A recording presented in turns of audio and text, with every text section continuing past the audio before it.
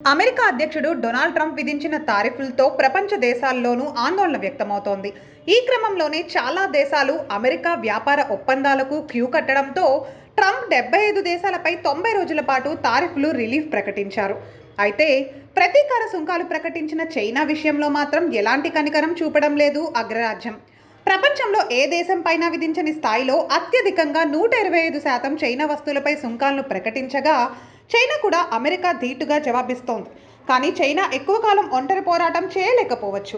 ఇప్పుడు ఆ దేశానికి ఇతర దేశాల సపోర్ట్ చాలా అవసరం. ఈ క్రమంలోనే అమెరికా దెబ్బకు భారత్తో స్నేహం కోసం చైనా ఆరాటపడుతోంది.